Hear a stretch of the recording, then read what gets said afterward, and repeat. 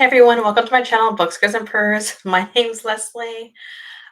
Today we are going to focus on the book Interview the Vampire, the television adaptation as well, and a couple of other things, just to give a little bit of a rundown.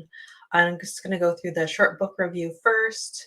I'm going to do a little check-in. I haven't done a check-in in about 6 months, so I kind of wanted to let you know what I have going on until December. I know I put my TBR video out, but I kind of just wanted to show you like week by week. And I want to discuss, how do you take notes? I'll talk about how I take notes, but I also want to know, like, what is your process? What works best for you?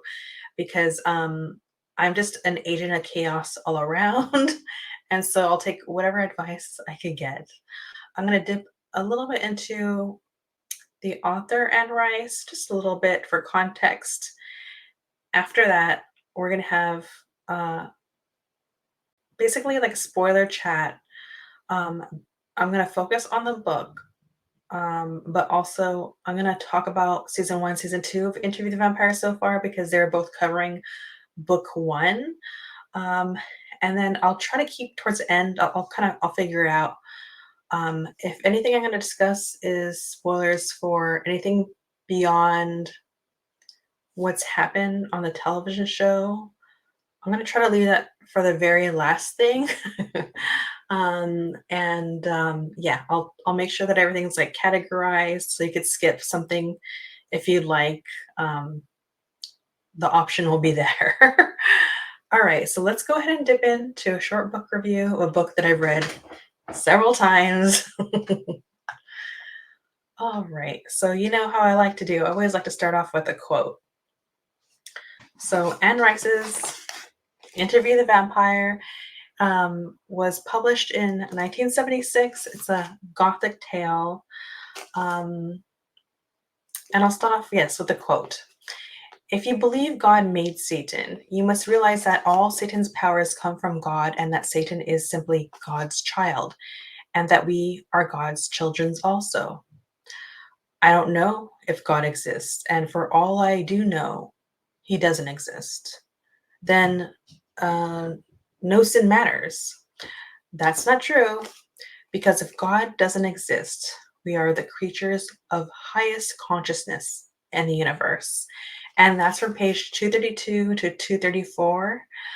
Um, Ultimately, Anne Rice's Interview the Vampire, if you are like hiding under a rock and haven't seen the show or read the book, it's a disturbing and erotic Gothic tale about a 25 or really an 185-year-old vampire, Louis de Point du Lac. Uh, he recounts his life to a young reporter. So we as a reader are seduced by the tale that starts in 1791, New Orleans, onward to Paris, and then to present-day San Francisco, where the interview is taking place. We find Louis in a tumultuous relationship with the vampire who made him and their vampiric daughter. At the core of Anne Rice's work is exploring and changing. Oh, I'm sorry, and challenging. What do you call it? Catholic fundamentalism, because a little bit about the author. Anne Rice left the church when she was like 18, and so through this work, she's working out for herself what she's grappling with, and she does that through the character of Louis. And I absolutely love this book. 5 pers all the way. So um, that's it for my short book review. I'm gonna go ahead and set aside my notes for a minute. Before we go on, oh, I forgot to get this ready, darn. I'm gonna go ahead and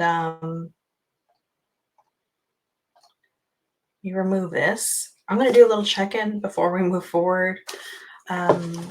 Again, the last one I had was like 6 months ago. I could kind of kick myself. I was supposed to get this ready before, and it was like the last thing that I forgot.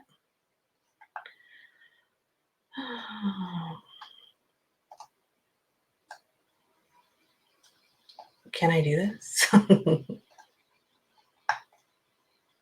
Oh, cool. You can see it. Oh, this is so nice. Yep, I'm not small. We'll just leave it there. Hopefully you can see this okay. Um, you know what?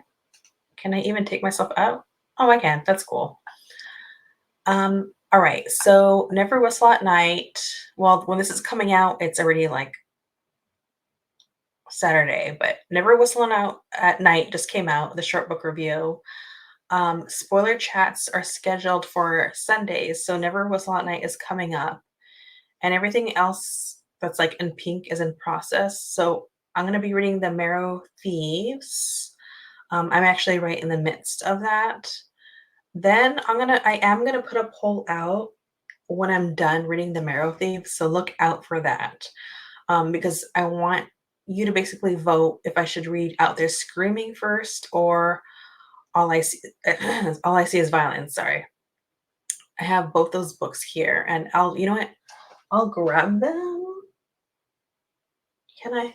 I'm gonna grab them and then just to kind of like help you make a decision. If you see this before the poll goes out.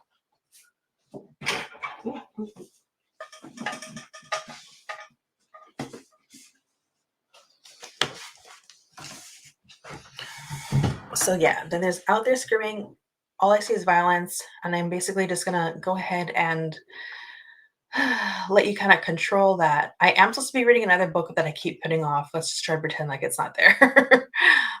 November. Oh yeah. Okay, so then there's There, and Wandering Stars. So I'm gonna group those together.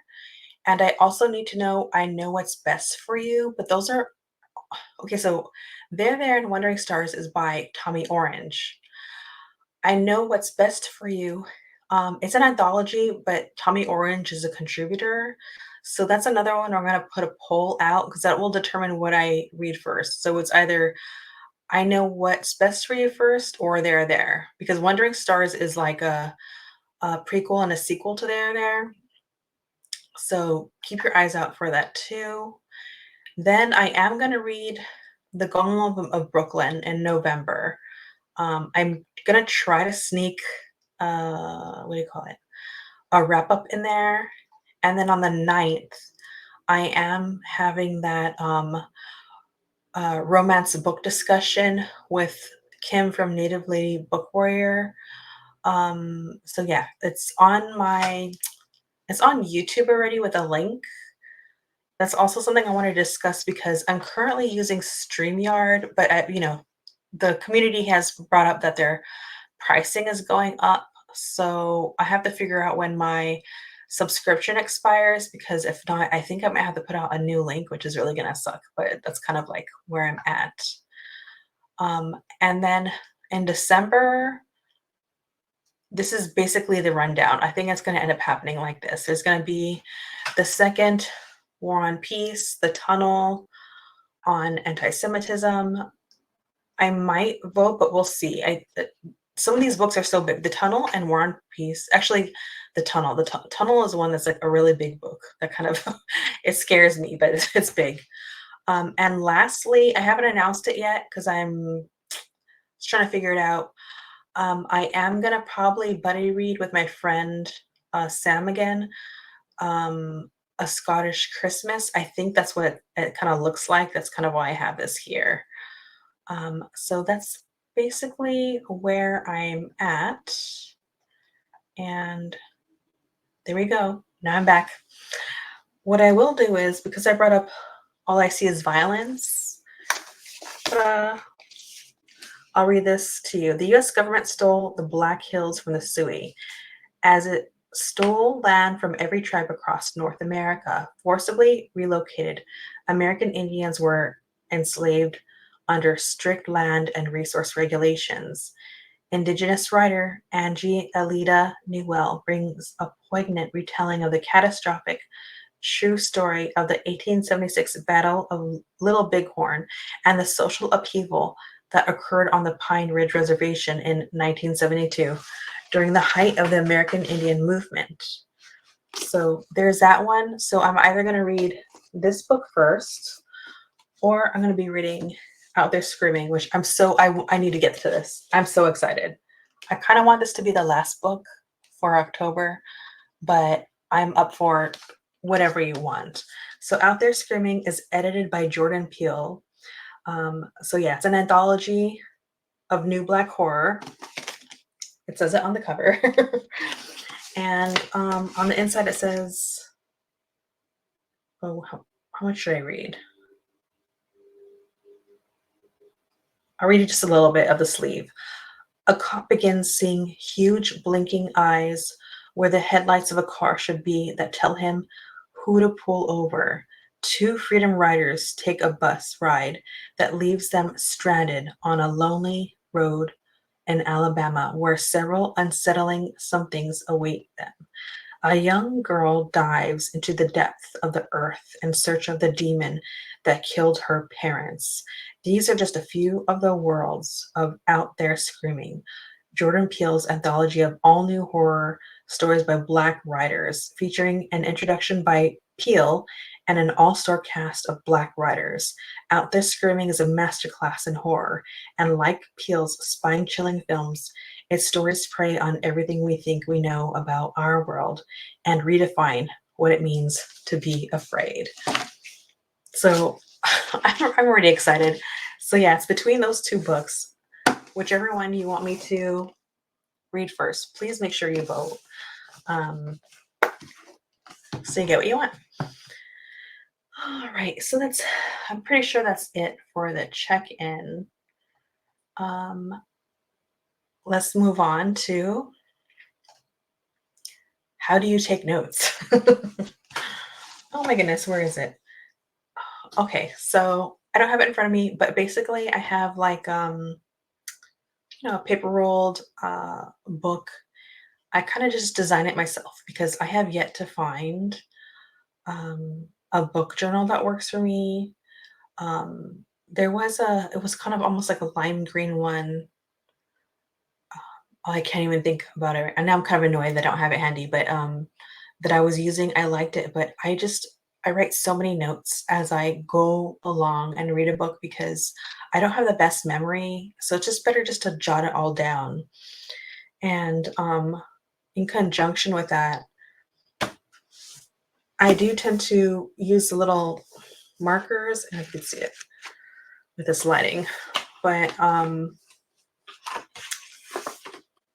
this is the first time I've like created a little code system for it, which is basically like I have yellow for Claudia, of course, green for Louis because his eyes are green.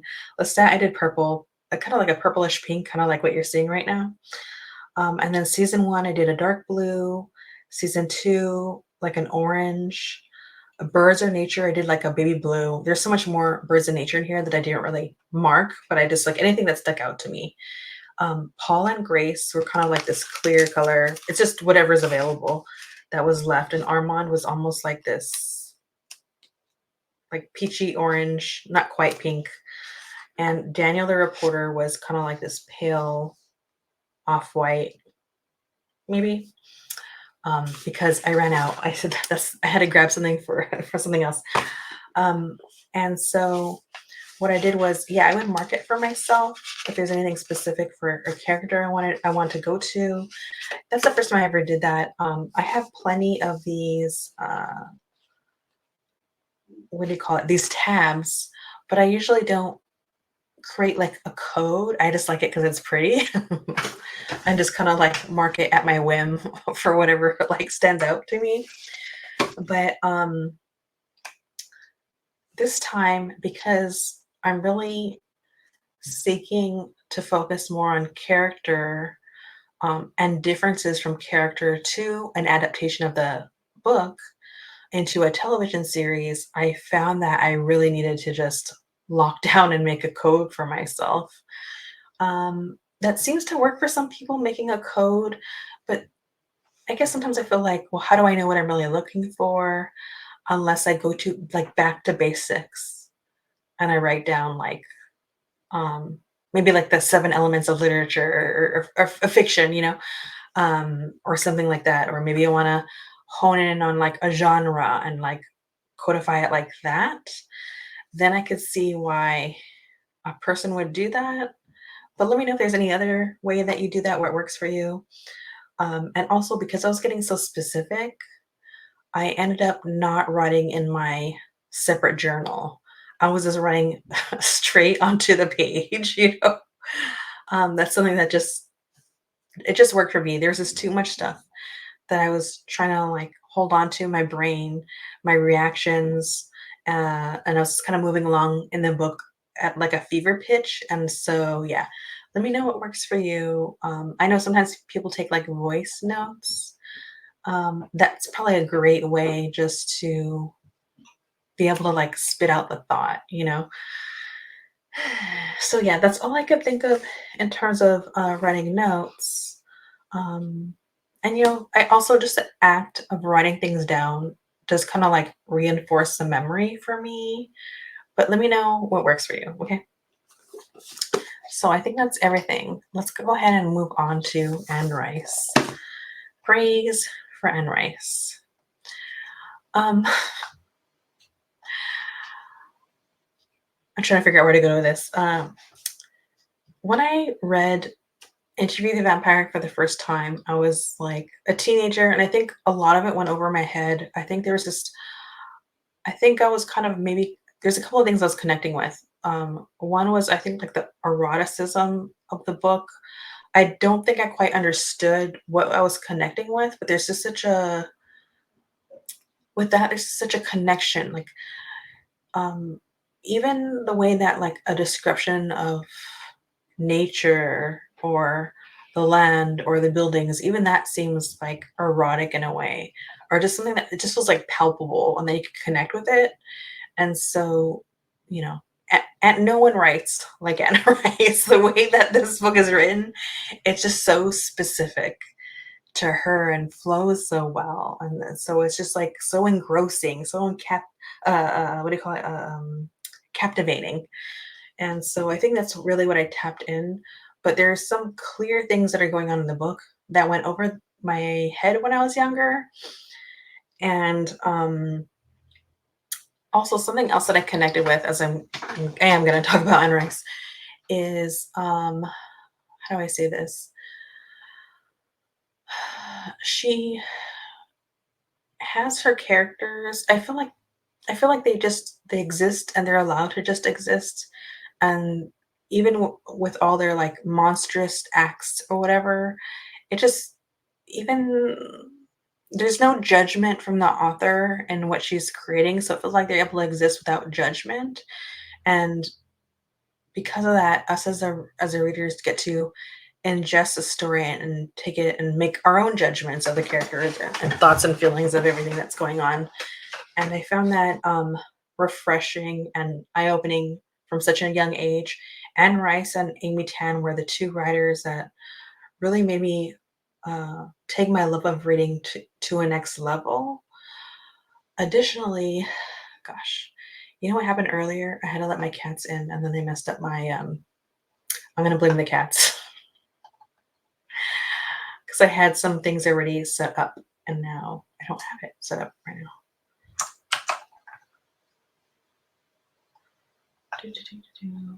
Here we go.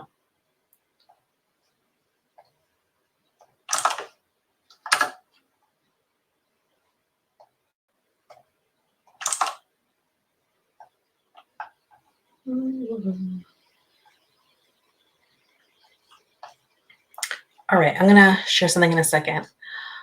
Something that I did connect with when it comes to Anne Rice is, yeah, she lets her characters just kind of like exist as they are, and something that she does in this book that we'll get into as I go to the rambling version of this is that there's this uh, transing or just like letting people exist, and she'll refer to the characters in ways with like both genders in a way. And being young, I felt like I don't know. Sometimes I felt like awkward and weird, and like I didn't fit in. And I think all people go through like a phase of just feeling like awkward and not being able to feel like I don't feel like I was existing, right, or whatever. And there was also this idea, and I feel like it's changing, but I definitely felt like this idea of how someone needs to perform their gender in society. And I was having a really difficult time with that when I was younger. And so, even though I feel like um, identify as a cisgender female, there was just those things that I was grappling with, and I kind of feel like everyone grapples with them in some way. But right now, it seems like that's those topics are talked about maybe more in the open. And when I read Into Vampire, I think there's like a level of feeling seen through the characters, where there's just like this unapologetic existence in a way, not necessarily for Louis, but for the other characters. And so I wanted to share like a quick snippet of an interview I found with the author, because I think when I got older and I saw interviews like this, I kind of felt like, oh, it like finally clicked for me why I felt like understood by Anne Rice's writing. So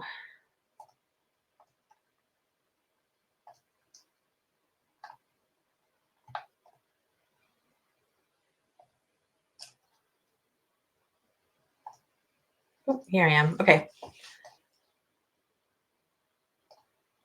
So if you had to identify a group of people today as vampires, society's vampires, who would you say? Does anyone come to mind?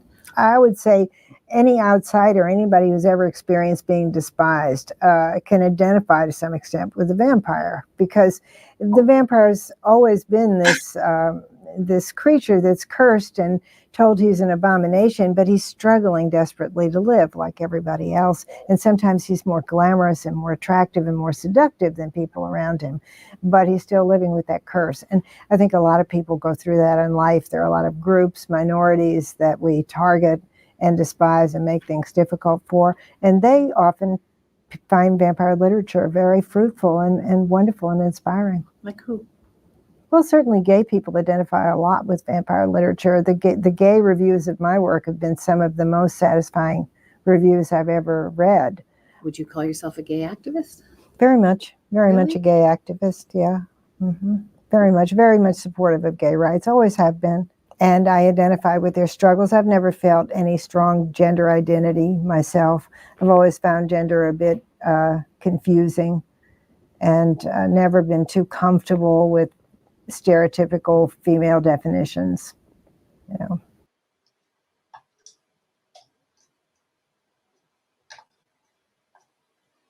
Here we are. I was like, how do I get back here? So I felt like seeing that interview with Anne Rice, it just like unlocked an understanding of maybe myself, and like being more accepting, and also just kind of like, just because someone tells you how you need to exist doesn't mean that that's true, right? That's just someone else's like opposing their opinion. And something that really struck me, um, that I thought was so important to what she was saying, was just how her vampires are meant to like not symbolize, but represent the outsider. And I also feel like there's so many different people that could feel that way, but also I could see why time and time again when I come in contact with other reviews or people talk about Anne Rice, it's usually people that read it really young and they really love the work. And I feel like, yeah, 'cause I also kind of feel like that's kind of like how vampires are written. Even though it's not necessarily intended maybe to be symbolic for like teens, I could see how the teenager that I was could identify with Anne Rice's work, because the character of Louis de Pointe du Lac is someone that feels lost and is like figuring himself out. And that's, isn't that like a universal feeling in some way for the teenage existence, you know?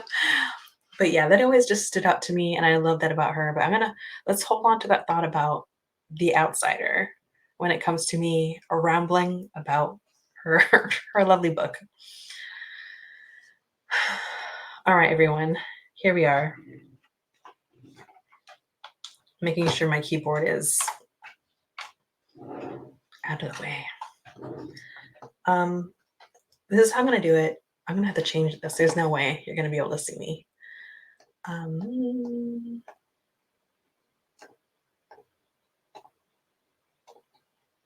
Sorry, everyone. Oh, then you can see my cats. Maybe this is better. My cat's not here, so I was like, you don't really want to have to see her little perch. All right, everyone. So this is what I'm going to do. This is going to be a complete ramble session of Interview the Vampire. Since I just finished this the other night, I thought that this would be best. I'm just going to go through this page by page. So if you're interested in a ramble that's incredibly meandering, go ahead, feel free to stay. But if that doesn't interest you, feel free to skip it. You know, I have the tabs so you can kind of like move around and whatnot. Basically, this portion is just me just doing that, just rambling. That's like the best way I think I could handle this. All right. So what did I want to say?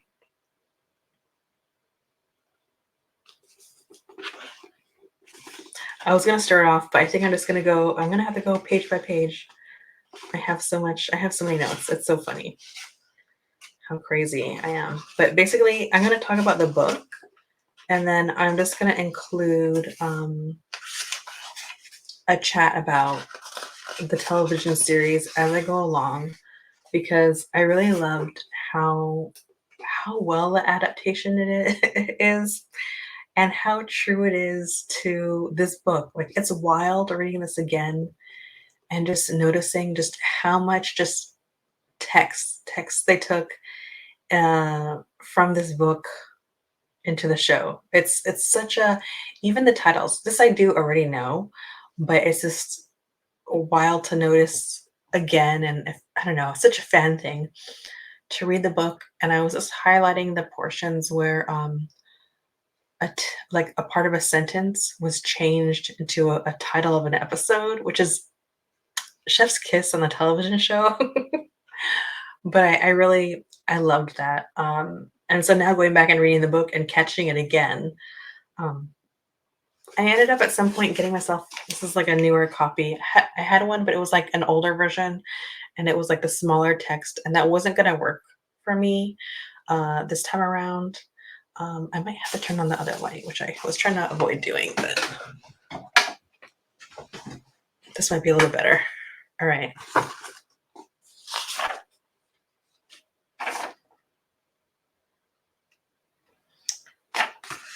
All right. Hey, what did I say at the beginning?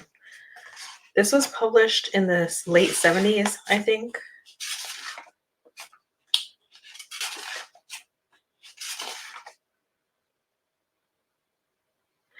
Uh, 1976.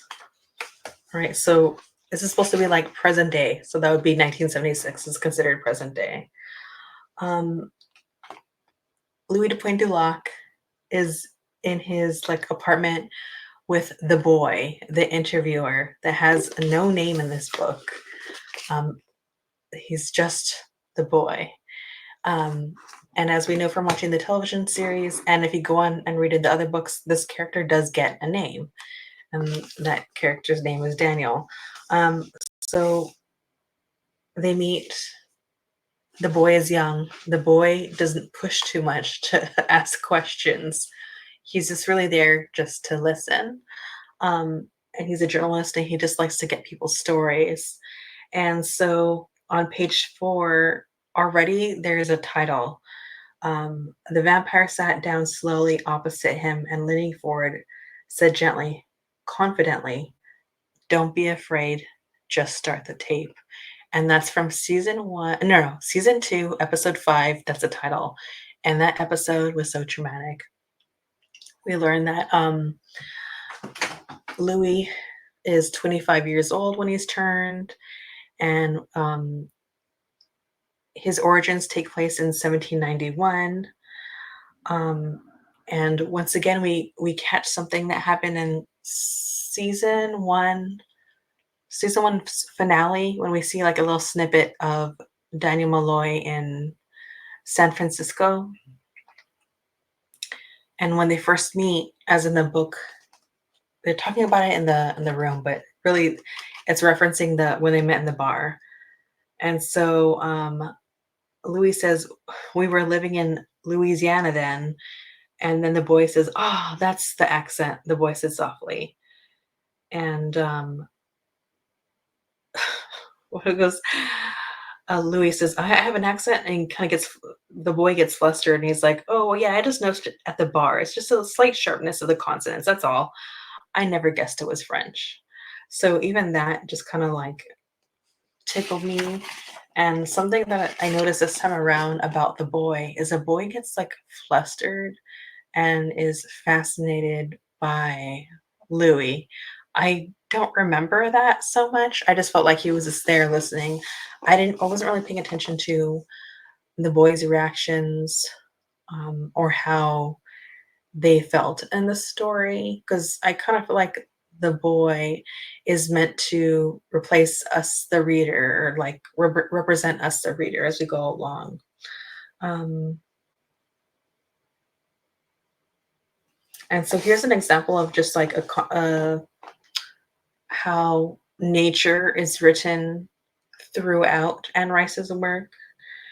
Um, on summer evenings, she would sit at the quays with her back to the open French windows, and I can still remember that thin, rapid music and the vision of the swamp rising beyond, the moss-hung cypress floating against the sky, and there were the sounds of the swamp, a chorus of creatures, the cry of the birds. And something that also continues to come up over and over again is birds. Um, and so Louis is describing his sister. I could not find mention of his sister's name.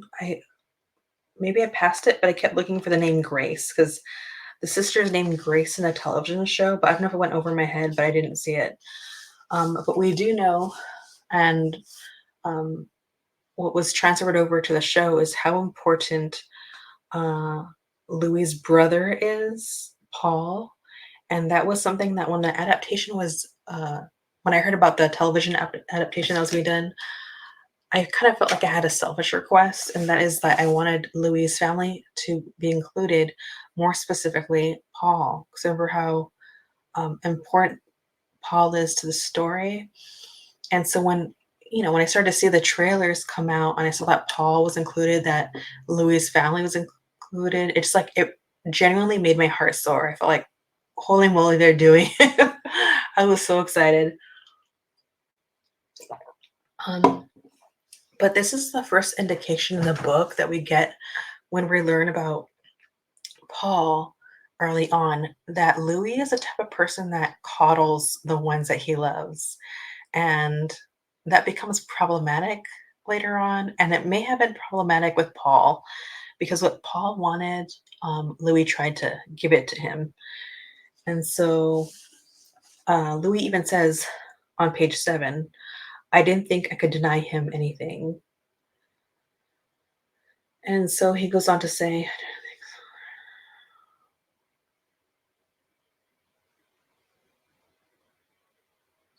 oh, I'm trying to remember. Oh, okay. Then he goes in and talk about like his connection to his brother. And he says, when I looked into his eyes, I was standing alone on the edge of the world, on a windswept ocean beach. There is nothing but the soft roar of the waves. And so he's just talking about his connection to his brother.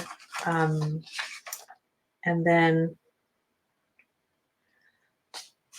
as we learn, Paul passes. It was like this in the television show, they make the decision to make it clear what happened to Paul, and also it's a visual medium, so they have to make that decision. And so they in the show they decide to write that Paul unalive themselves very clearly. As we're in the book on page 9, we realize that Paul and Louis got into a bit of an argument, and Paul kind of like stepped away, and what happened was he misstepped or something, fell, um, and there was always this mysterious air because it almost seemed like he saw something and then fell. Um, and so either way, there was chatter. The family, his mom thought that he was responsible for the Paul's death, and also Louis blamed himself right away. He goes, "I could not forgive myself. I felt responsible for his death, and everyone else seemed to think I was responsible also." And so we really see early on like how devastating it is for Louis to lose Paul, but also this time around when I read this book again, I realized how that seemed to be a constant. There are just certain people that passed away. I'm just going to focus on Paul right now.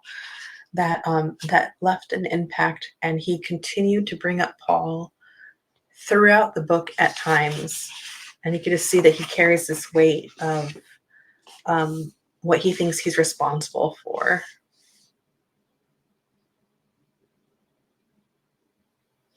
And so we also get an indication, much like the show, that Louis wanted to unalive himself. And this is when Louis was alive. He tells the priest, "I didn't kill him," I said to the priest finally.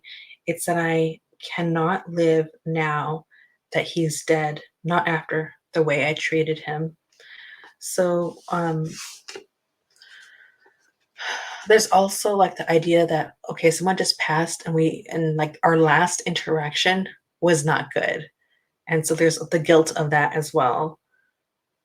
So then something that we tap into really early on in this book, and I felt like this is another reason why I gravitated towards this material, is that there's a dialogue constantly going on about someone's belief system. Like, is God real? Like, if I am this vicious creature and being alive, my existence uh, is I could only exist. I could only sustain my existence if I take another life. Is just so damaging, especially if someone grew up like Louis, who's Catholic. It would be hard for anyone, but specifically with their belief system, he's got to think to himself, "Oh, well, then I'm damned. Like, what am I going to do? I have to stay alive because I'm this terrible thing." And so I believe Louis is talking to the journalist, and he says, "People who cease to believe in God or goodness altogether still believe in the devil. I don't know why. No, I do indeed know why. Evil is always possible, and goodness is eternally difficult." And so that also really sets a tone, because these are some messy characters. Every single character that at least for me, that I love, are also absolute monsters. And we can't like condone the behavior that they're exhibiting, but we do find ourselves getting like wrapped in it, you know? Um, and then on page, 14, um, Louis mentions, "I experienced only increasing wonder." And that's like one of the episode titles of the show is "In Throes of Increasing Wonder." And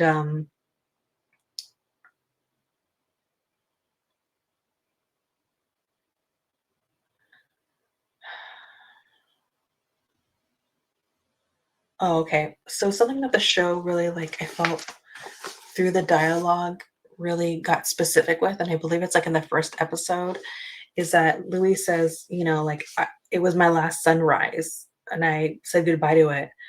But very specifically, they point out, even though it's true in the book, Louis actually says it in the show.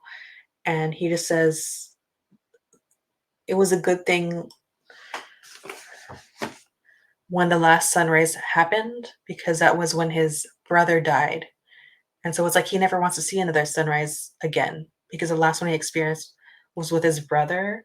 And I feel like it's those things that the show focuses on and brings to the light, and Louis is very conscious of, that really it just points it to us, the reader, and like there's so much you could say about that. It's also, my brother died and now I'm dead. I made it become a vampire. So now I'm dead.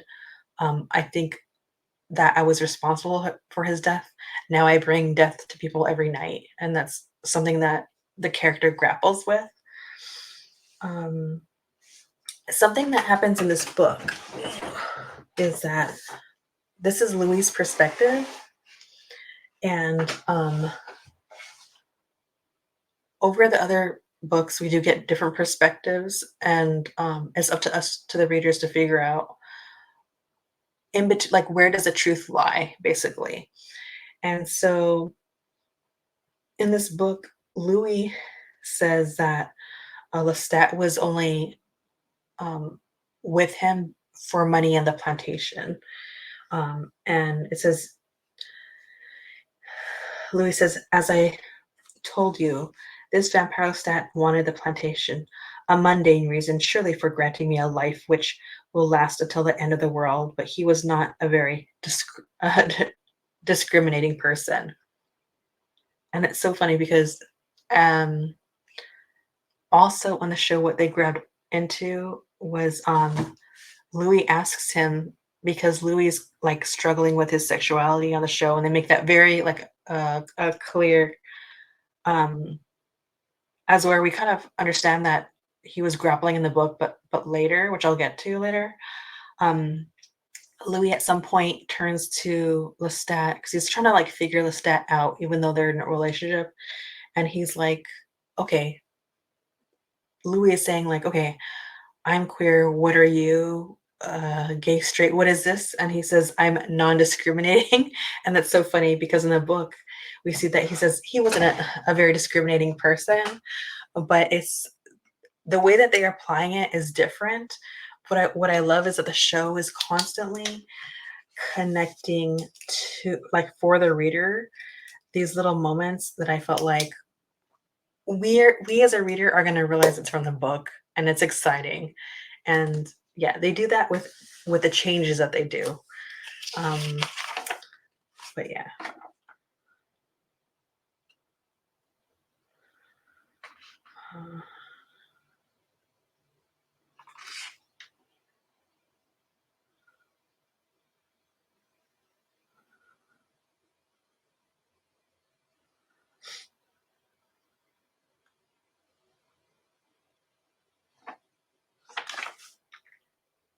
I wrote a note and I don't remember.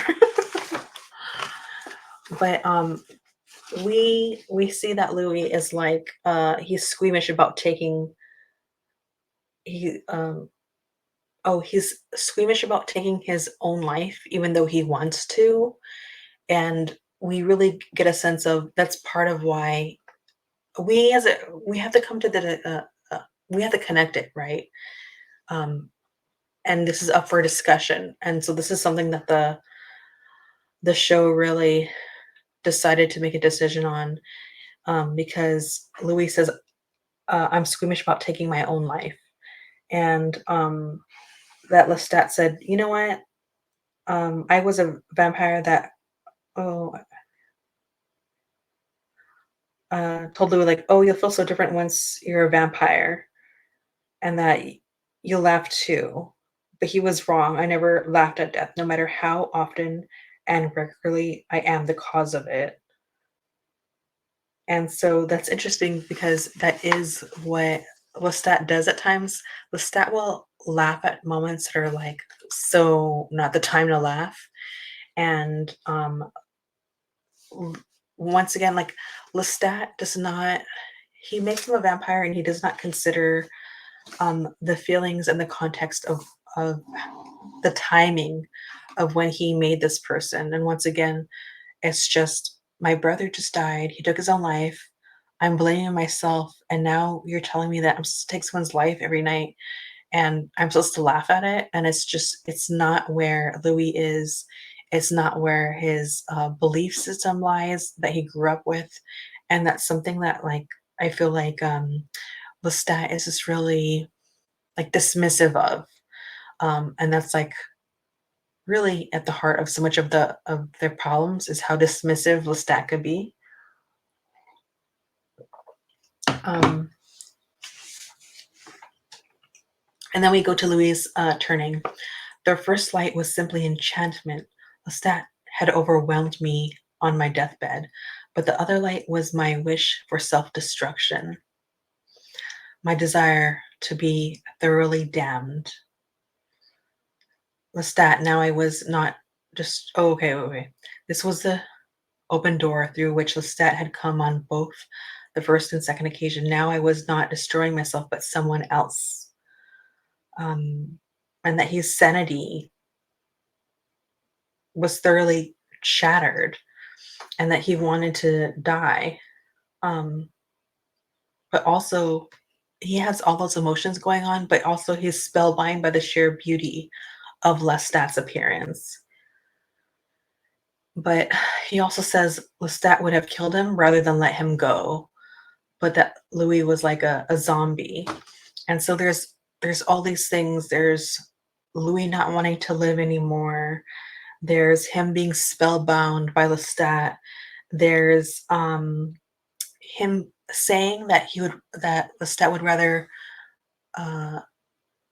kill him than let him go, which also means that he's caging him in, right?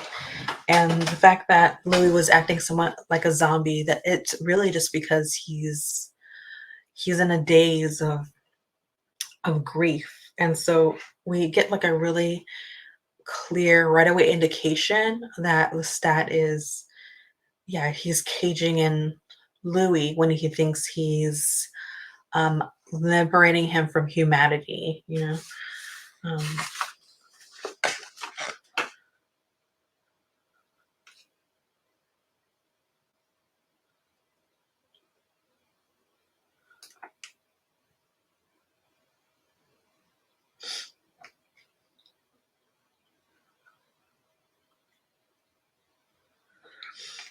And that he even goes on to say, in terms of his ideation, he goes on to say, I might in time have gained the courage to truly take my life, not to whine and beg for others to take it. But and we, again, episode 1, we see that, and how right when he was at that peak of wanting to not wanting to be on the earth anymore, that's when Lestat churns him.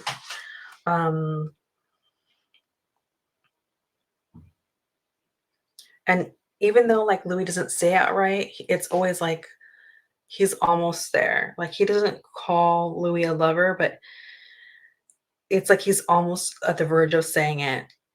And he says he's so graceful and so personal that at once it made me think of a lover.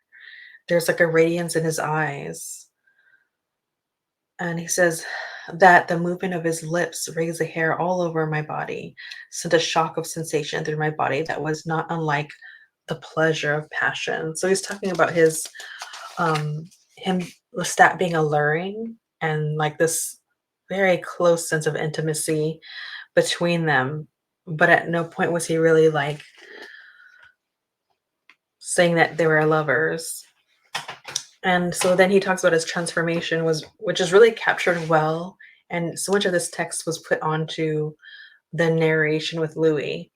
And so Louis says, a dull roar at first, and then a pounding like the pounding of a drum, growing louder and louder, as if someone's enormous creature were coming up on one slowly through a dark and alien forest. Pounding, he came, a huge drum, pounding of another drum. And then he goes on and goes, and each giant intent on his own drum gave no notice to the rhythm of the others. The sound grew louder and louder. I checked myself because I realized that the drum was my heart and the second drum had been his.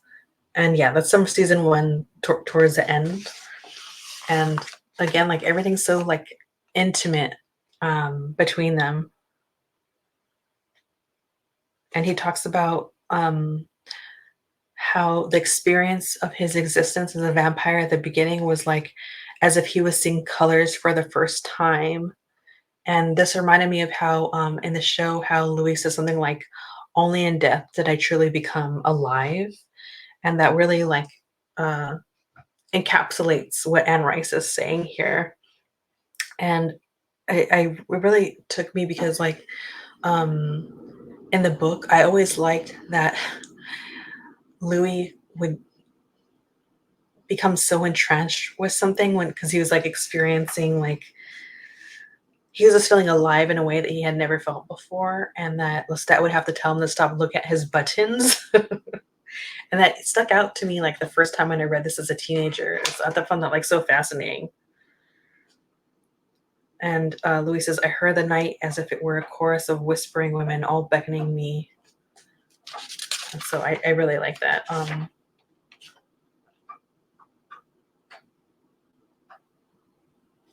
And so early on, like the boy journalist interrupts because I think they're talking about like crucifixes, and the boy is like surprised that there's all these different like vampire tropes, and Louis is saying like, "Oh no, actually we like looking at crucifixes," and so that's really early on in the book, but they hold on to that and they put that in the second season when Claudia and Louis are in Europe, and um, those those symbols are an indication to Louis and Claudia of like what's going on in Eastern Europe, I should say. And that always just stuck out to me. And although that is placed in the book at that time, I like that we also see it here and where the show chose to like pick it up and put it in there.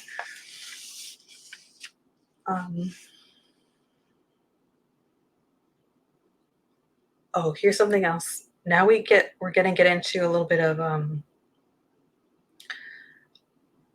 throughout this book, Louis talks about Lestat and uh, his hatred for Lestat. He's constantly like putting down Lestat, which makes me feel like when I read the book that this is a somewhat of an unreliable narrator, because I get that he didn't.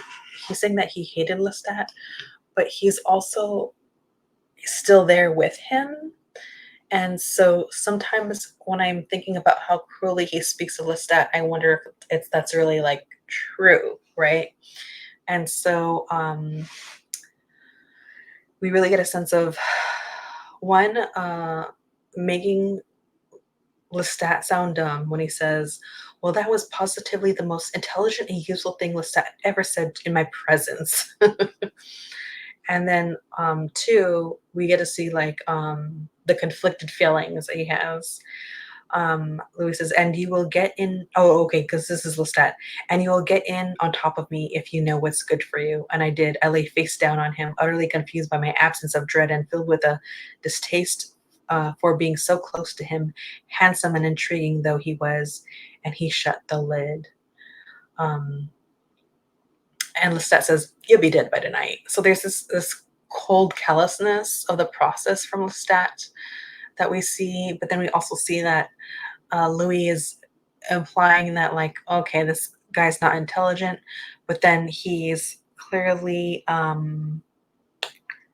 attracted to him when he gets in the coffin. It's like it's just a lot of different feelings and emotions all tangled up into one in a very complex way that only Anne Rice could really write. Oh, and he even goes on to say, and this is where the contrast comes in again, um, in terms of being enthralled by Lestat, but also saying something quite the opposite. So Louis says, "But before I died, Lestat was absolutely the most overwhelming experience I ever had."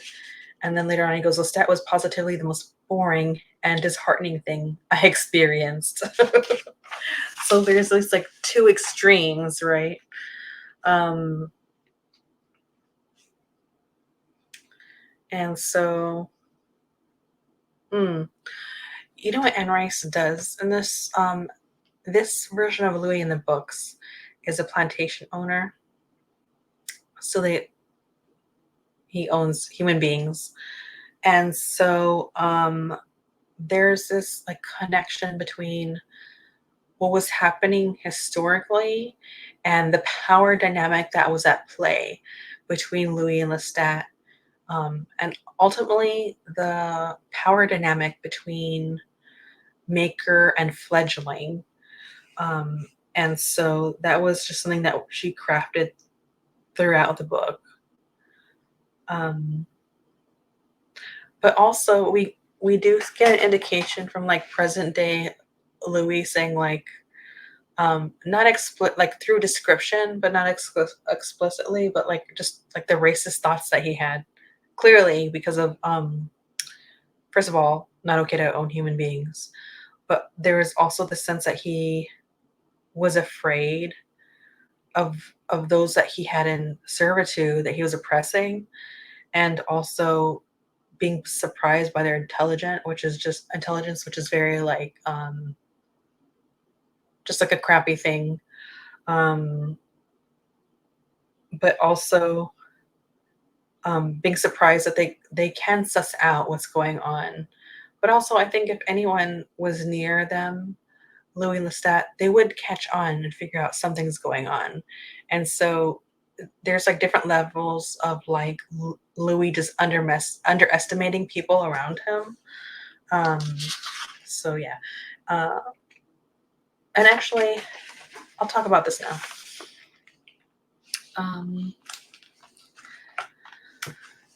Something that Anne Rice said in the clip that I shared is that vampires represent outsiders. And so in the show, in the adaptation, the timeline is changed.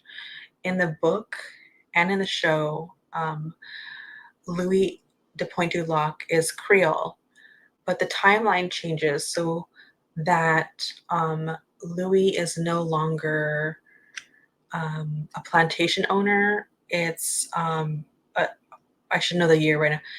What is it? It's like right before the 1930s, I think, and I think it's right at 1919, and it's in Storyville, New Orleans, and so this is like right. I mean, what do you call it? Oh my goodness, I can't think of the word. Segregation was going on, right? So I think this is incredibly important to change. Also, book Louis de Pointe-du-Lac is essentially the close ancestor, like grandparent or parent, yeah, like grandparent or something like that, of Louis from the show. And so we're still getting like we're seeing like the impact of that history on the present of 1919 New Orleans, but also book Louis, although they are lost and like in the writing, he feels like an outsider, like he doesn't fit into being a vampire. Show Louis, I think, represents being an outsider more because book Louis, being a plantation owner means that he's not an outsider, that he's actually just participating in the status quo and going along with things. An outsider, I think, would be like an abolitionist or someone that's not participating in this or trying to rail against this. And so television Louis is like 1919, and it's the people around him, it's society that treats him like an outsider in his own home, in his community, in the state that he lives in. And so I felt like the show changing the time better represents like the thesis of what Anne Rice is saying, like the representation for her of what vampires are, beyond just like narrowing down to like the queer community. And so I really like that change because in the book, because it's a plantation owner and there's all this language and digging into like the horrors of enslavement, she's doing that to kind of like make connections between the how Lestat made Louis feel entrapped, which Louis brings up in the book. But the way it's done in the show, I think it just ties together what she's saying better. And that's like a huge compliment because I love Anne Rice's writing. Her writing is like mwah, peak everything. Let me see. I'm trying to skip all the racist semantics over here. Oh, okay. So I'm gonna stick with that. I want to say last year or the year before. It might have been last year. I have no sense of time anymore. I read this book and it was like in September. September's my birthday month. Oh yeah, my birth month, I should say. And I thought like, oh, I'll dip into Anne Rice again. And I don't know what it was, but I just had such a difficult time reading it, and it came to it just like made me feel incredibly uncomfortable. And I don't know why. It went over my head as a kid. But we get to this point, and it's like on page 28, where basically Lestat and Louis uh, find a camp of people that were enslaved that are trying to run away and escape. And so they basically use them like a buffet. And so when I read that, it really just captures like the viciousness and horrors of what vampirism is doing, but also that time period.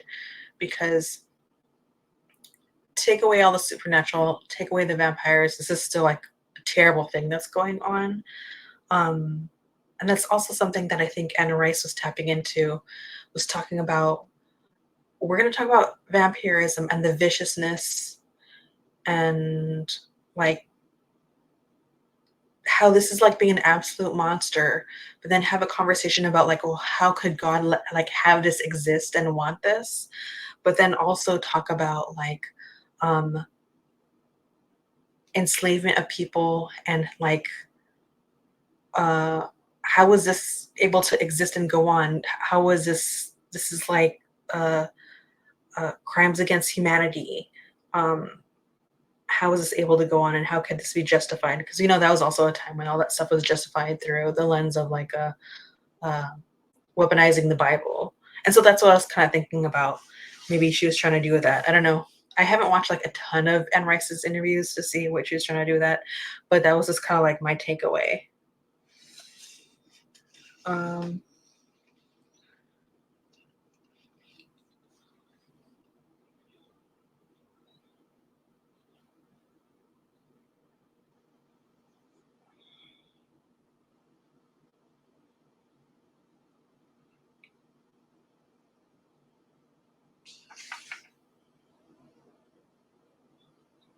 Also, we just get, because of this, we really get an idea of like how unsavory those experiences were for Louis. Lestat took little pleasure in anything, according to Louis, except for like unaliving, the chase, the viciousness. And we see how like Lestat at times, like Louis is not sure what to do, and Lestat kind of like he just teaches him when he does in a very abrasive way. And it reminded me of the show. I think it was like the second episode when Louis is trying to drink for someone from the first time, and they do it like it's funny in the show because it is a bit campy, the route that they went on the show. And Lestat in the show says, don't bite the blood, suck it. So we just get the indication that like being a vampire is like a learned experience. You just don't automatically know what to do, and they're really just trying to make that clear right away.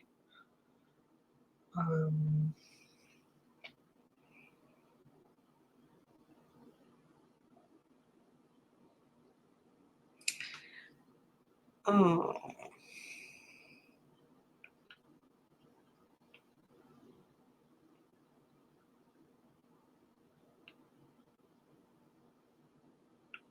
So yeah, Louis just talks about being altered. I'm on page 31, by the way. And Louis goes on to say, he goes on to insult Lestat again. He was as boring as a mortal, as trivial and unhappy as a mortal. I realized that I was his complete superior, and I had been sadly cheated and having former a teacher. I had no contempt in superiority. Lestat was of no use. And so he does that he does that quite a bit throughout the book, right? There's just like so much contempt. And then we also go on to see this inclusion of nature again, like the soft tendrils of jasmine which grew there, and the constant battle with the wisteria. And I thought of the way, uh, and I thought of what lay before me throughout the world and throughout time, and resolved to go about it delicately and reverently. And so I like the idea that there's this eroticism and feistiness to nature that's going on, right? That the wisteria is battling the jasmine. It's just things like that. It's just she's tying in that this viciousness is true to nature.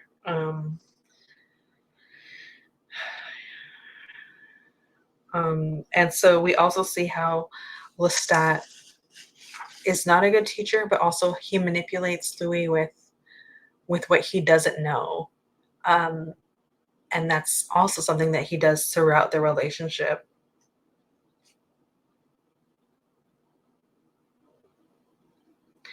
Oh, because also Louis starts to ask about other vampires, and Stat's like, you don't want to seek them out; they'll see you before you see them. And also in the book, and I don't know if they're going to change this on the show. I don't want to forget about this. Maybe we'll talk about it later. I'll talk about it later because I don't want to. I think that should be like a spoiler talk thing. Yeah, let me skip that.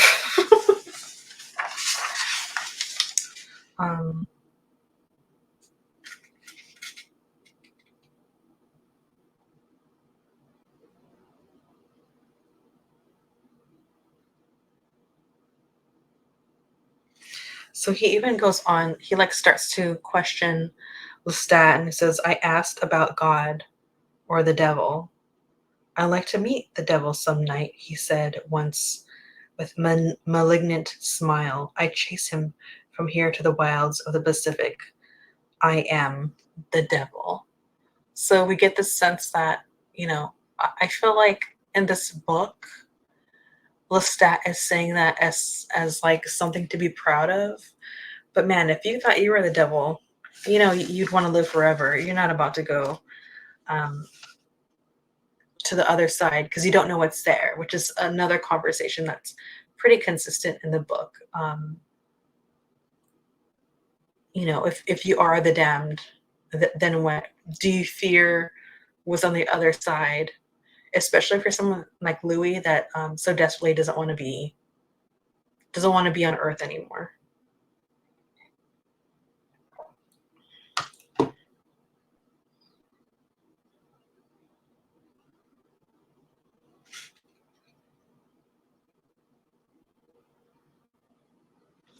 There's some more of like just talking ish to Lestat, and I bring this up on page 39 because Louis says, I suspected that beneath his gentleman's veneer, he was painfully ignorant of the most simple financial matters.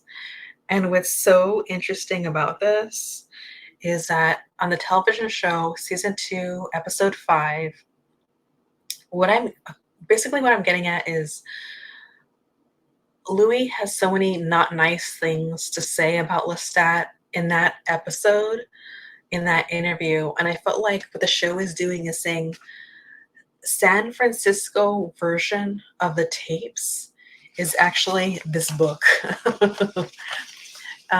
It's like that first draft, unfinished interview, right? And so all the cruel things that we read about Lestat are in San Francisco on the second season. And it's so wild to read the text and catch that. Because I clearly remember Jacob Anderson's Louis saying something like, underneath that gentleman's veneer.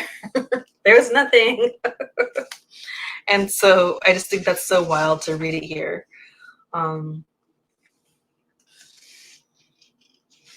We get to know about like Louis's business, which is the sugar, which is the same thing on the show that his former, I'll say grandparent and great grandpa, owned plantations.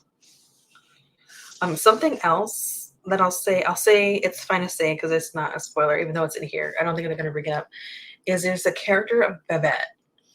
There are just certain characters in the book that haunt Louis, and they're not all on the show. Like there's Claudia, there's Lestat, Paul, but there was also Babette.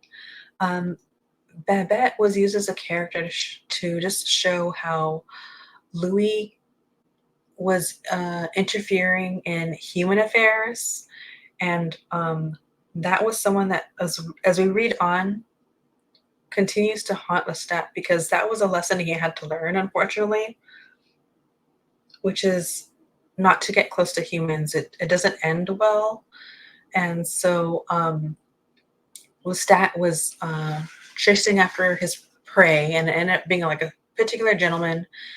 Louis didn't want that to happen. It happened anyways, and so Louis somehow felt guilty about that, and so kind of took the victim's sister under his wing and was giving her advice, just really interfering in the affairs of humans. And that came to really like bite him in the butt because he got too close. Babette realizes something's not right with this guy, goes bananas. She goes mad. And we learn this later on, like what happens to her, that she went mad. And so it was just like another heartbreak for Louis of trying to do something good, but being good is hard. It's easier to be bad, which is driving the point about good versus evil. And so that's just something else for Louis to feel guilty about.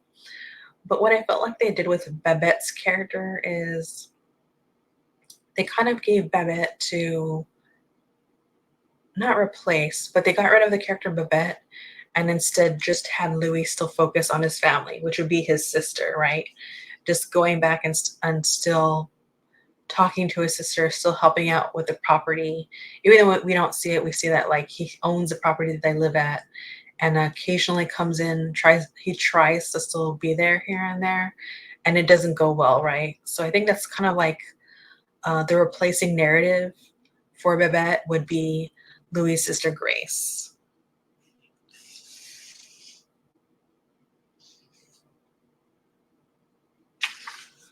Yeah. Trying to skip all my Babette talk over here.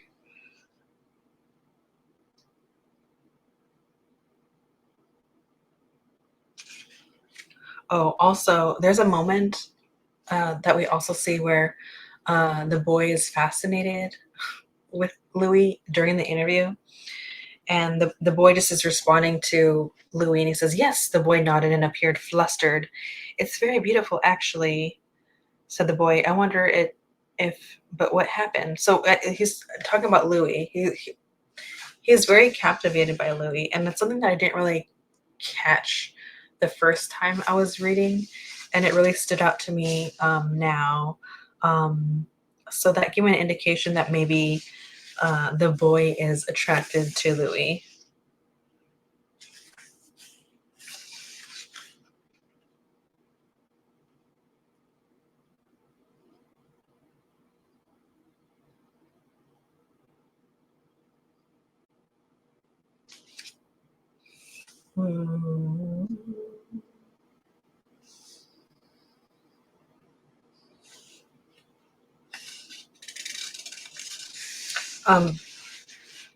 Also, there is a couple of times that they brought up zombies again. Like Lestat is just frustrated with Louis that he's a coward of a vampire, munching on cats and rats as he does in the show, and that he is zombie-like. And really, that's just an indication that he's like low energy, which is also like clearly pointed out on the show.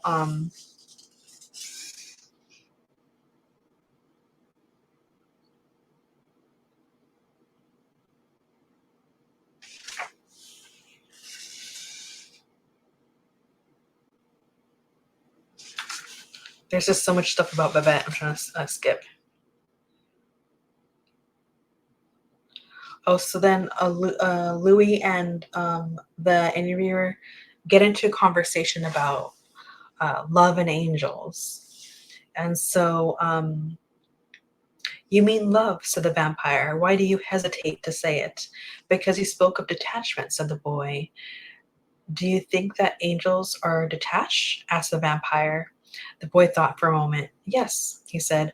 But aren't angels capable of love? Asked the vampire. Don't angels gaze upon the face of God with complete love? The boy thought for a moment. Love or adoration, he said. What's the difference? And they kind of go on to a conversation about that. And oh, actually, I'm going to continue reading this because I think this is important.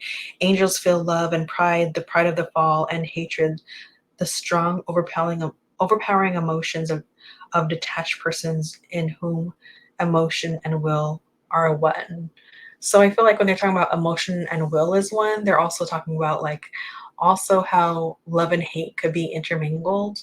And I find it fascinating that Louis is comparing his vampiric existence to an angel, because that's so much of where the conflict is, right? Whether he is of God or the damned, and what that means. And so that's so wrapped up in his belief system, and is it's something that's definitely at play when we're watching the television show.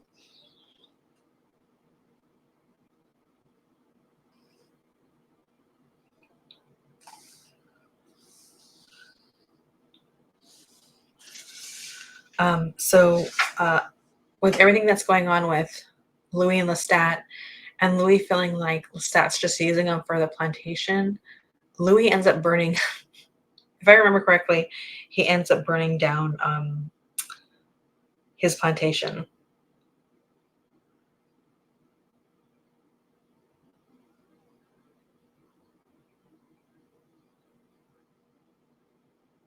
And ultimately, like Louis is saying, he tolerated Lestat because of self-doubt.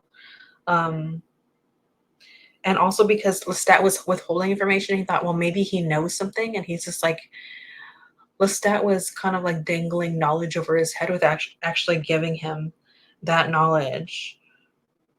And so he goes on to say, 4 years, I hated him and wanted him to leave. Yet, yet could I leave him? And, he just, Lestat keeps dangling over his head that he doesn't know really how to use his powers.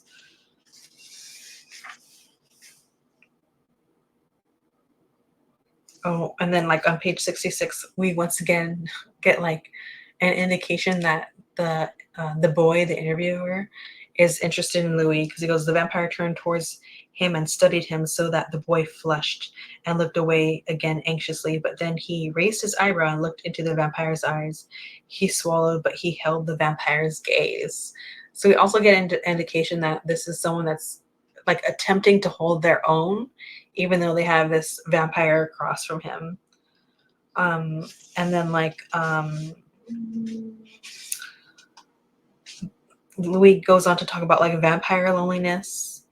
And he goes, you must understand that what I felt for Babette now was a desire for communication stronger than any other desire I felt, except for the physical desire for blood. It was so strong in me, this desire, that it made me feel the depth of my capacity for loneliness. So it's interesting that something that is so like considered so erotic and enthralling could also bring deep loneliness. So it's very interesting. Um,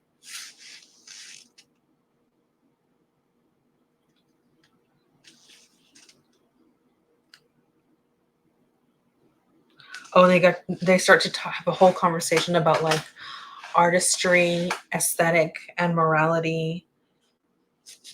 And like Louis goes on, I believed I killed animals for aesthetic reasons, and I hedged against the great moral question of whether or not by my very nature I was damned. And so we see that like in the show when he tries to like make an argument that like, oh, maybe I should like only try to eat evildoers, but that's ultimately that's not even what's bothering him. He just feels like he's damned, so he only in a way deserves to eat rats and cats.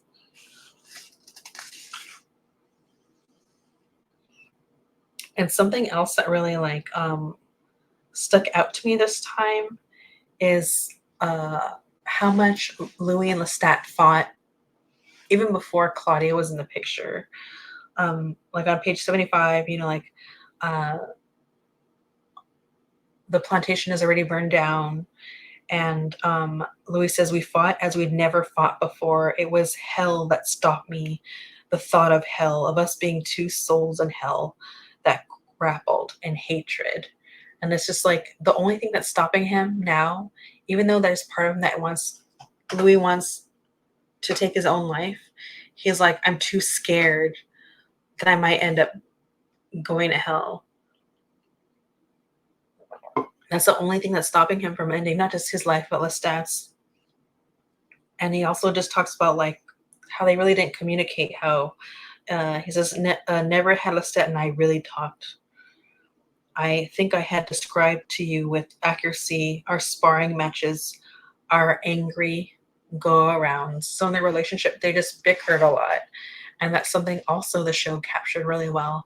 I remember reading the book when I was younger, and I think I was just so like engrossed in the love between the pages that I think I completely forgot about how tumultuous their relationship was. But I was so glad to read that here and be like, oh yeah, the show really got it right.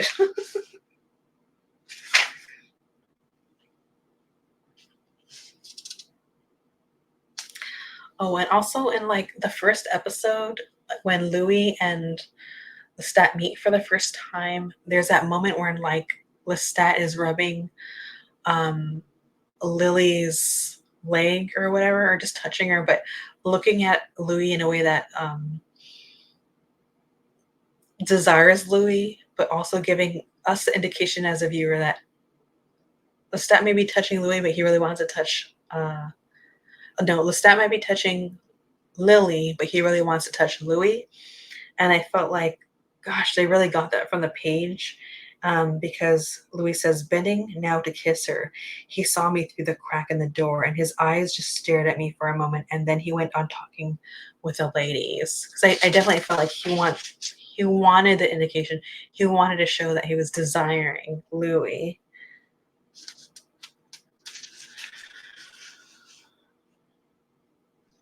And so by page like 79 in part 1, we get Louis finally saying like, I want to leave you. Like, this cannot go on. And that he's telling him that he's leaving him, which he didn't outright say it, but he did kind of like say something really mean to Lestat that indicated that he was going to leave. And so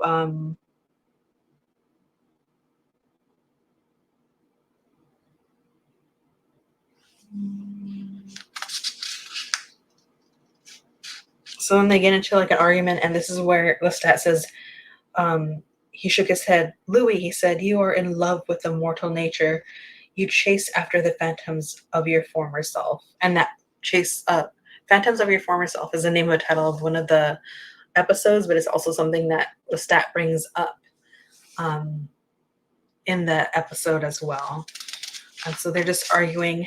And so eventually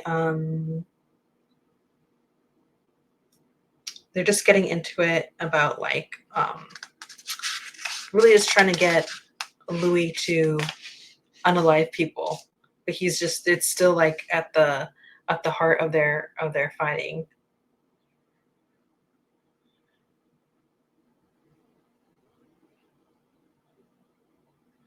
But then also Lestat really gets into it, and this is what really like threw me, is that Lestat says, I kept from straightening you out because you were best weaker. He's easy to manage. He's simple. You're a mark for vampires, and now for humans alike. And so he also talks about Lestat kind of sneering like a stage villain in a way. And so I just find this like wildly interesting and in contrast to the show, because the book Lestat is saying that he made Louis a vampire because he thought he would be easy to manipulate, really. But on the show, when Lestat sees Louis, like Louis, the character has to change, because we have to understand, like, why is this person, sorry, my shoulder is really hurting me. Why is this person, why are they even attracted to each other? How is this a relationship that stands the test of time? And in order to do that, the character of Louis has to change. This cannot be someone that Lestat sees and thinks that he's weak and easy to manipulate. It's quite the opposite. Lestat is a toxic person, and so he needs someone that's a challenge.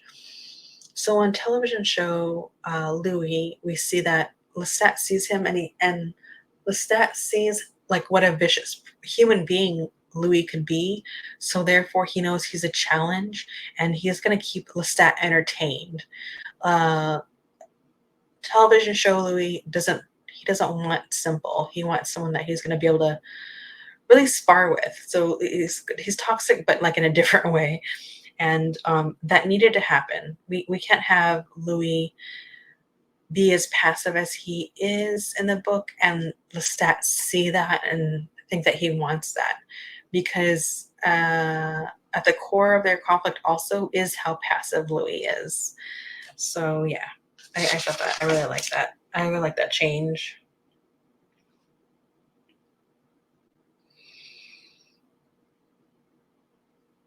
And so, like, Lestat even tells him, do what is in your nature to do. You feel it like no other creature because you are a vampire. And he's talking about, like, the terrible pain he feels.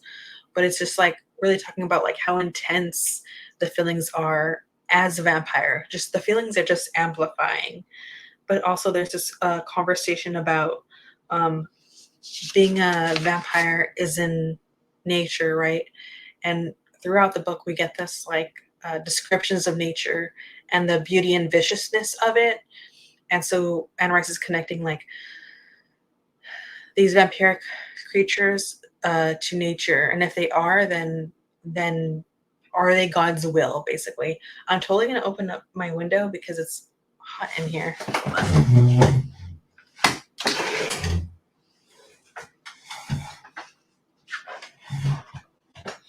And so in comes what Lestat and Louis do that they'll regret for the rest of their life, which is that Louis is on the verge of unaliving Claudia, just out of, like, between arguing with Lestat, being so underfed and weak and passive and hungry. He takes Claudia in his arms and, like, has so much guilt about what he does to Claudia. But according to Louis in his book, Lestat, like, watched this and decided this was going to be his opportunity to trap Louis in his relationship. And I love just the, like, visual representation. It says, and in moments, Lestat was running through the streets with her, the white of the blanket gleaming against his dark coat. So there's that idea of, like, light and dark, innocence versus evil, and how he took that innocence away from this, like, little girl. And I just find it wild, so wild, that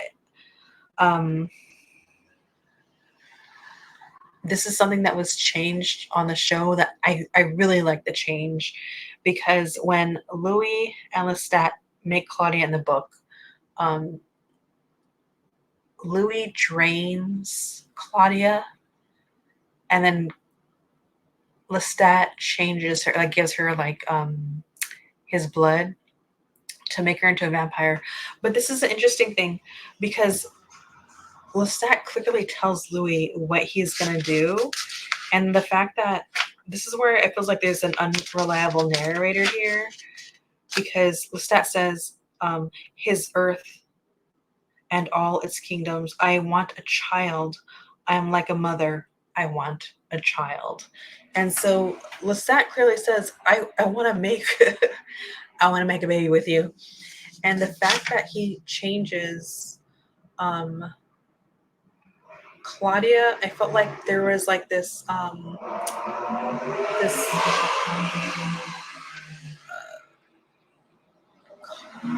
culpability gymnastics that he was doing, where he wasn't really taking responsibility and like wrote himself as he's shocked that Lestat has done this, but he's explicitly said what he was going to do. I'm sorry, they raced outside my apartment, but it's also hot in here. So yeah, that's like an indication that we, at least I felt like, we're not completely getting the truth, or like Louis trying to get out of the responsibility of what he's done to turn to Lestat and be like, what have you done? I'm like, come on, he just told you what he was going to do. Hey everyone, editing Leslie here. This took so long. This video turned out so long that I have StreamYard and they'll only allow me like up to 2 hours. This is a little over 3 hours long. So I'm gonna break this up. I'm gonna put out the first part. We're seeing it on a Saturday, and the second part on Sunday. So sorry. This will just be the end of this, and we'll roll on to the next part tomorrow when you see it. So thanks for putting up with me. There's no one here to stop me and my unhinged talks. So we'll continue the discussion. So this is just part 1. Thank you.